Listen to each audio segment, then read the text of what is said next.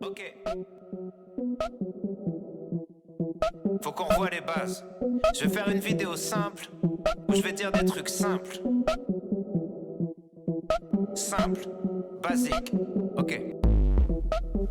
Simple, basique, ok.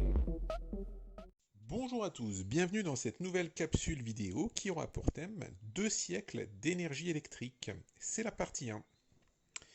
Je vous présente ma grand-mère avec son vélo.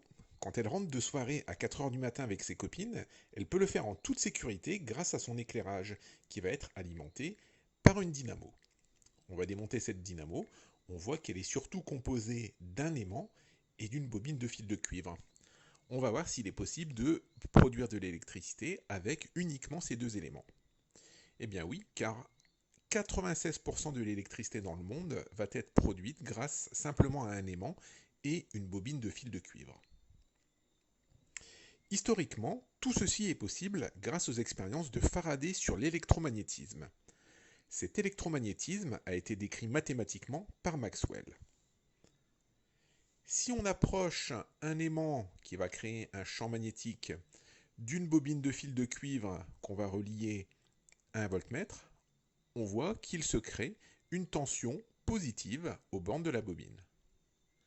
Si je recule l'aimant cette fois-ci, je vois que je vais créer une tension négative.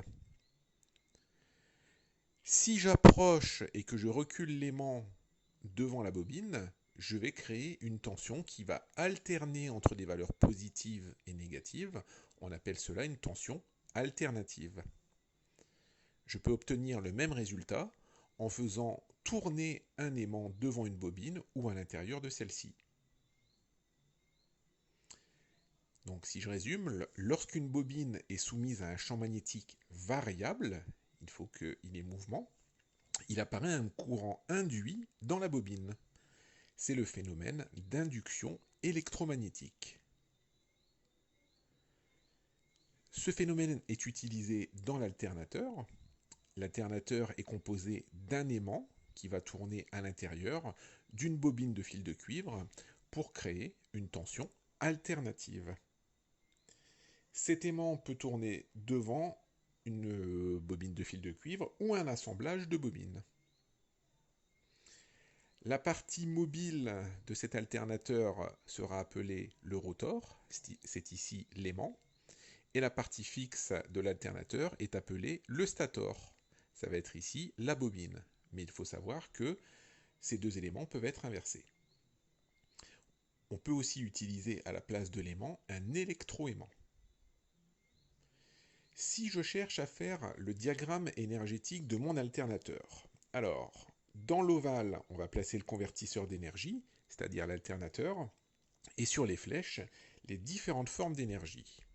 Alors, on va fournir à l'alternateur de l'énergie mécanique, notée EM, et cet alternateur va nous fournir de l'énergie électrique, et il y aura aussi des pertes sous forme de chaleur, donc de l'énergie thermique.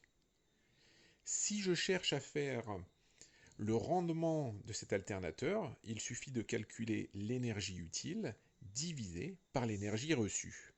L'énergie utile est ici l'énergie électrique et l'énergie reçue par l'alternateur est ici l'énergie mécanique.